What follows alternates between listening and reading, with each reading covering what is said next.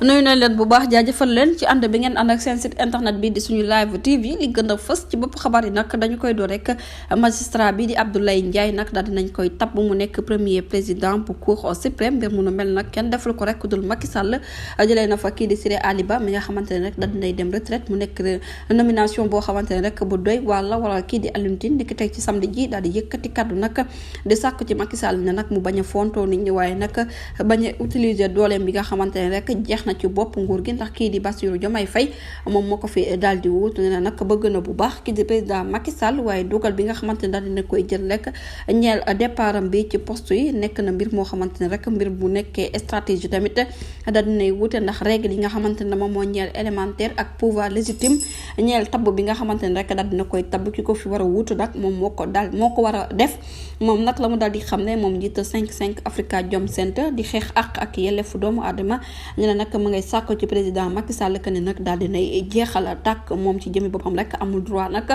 def li nga xamante ne rek moom mooy empiété suñu courtoisie maanaam daal ñaawal ab dëkkandoor ñeel pouvoir yi nga xamante ne rek ki ko fi war a wutu nag moom moo ko war a def ba tey rek la mu daal di xamle moom Alioune Tine nee na nag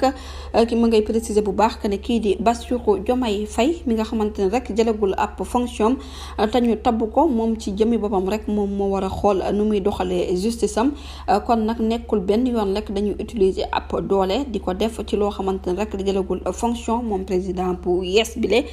kon nag kii di Macky Sall nee na daal baax na rek pour ñu xoolaat bu baax droit yi waaye nag nañu ko limité ñeel pouvoir bi nga xamante ne rek jëm na ci mandat bu jeex mu nekk nag pouvoir boo xamante ne rek pouvoir transition la di kàddu yi nga xamante ne rek kii di Alioune Tine daal dina koy yëkkati jërë ngeen jëf ci teewlu bi bu leen fàttee abonné bës cloche de notification ngi mën a am yeneen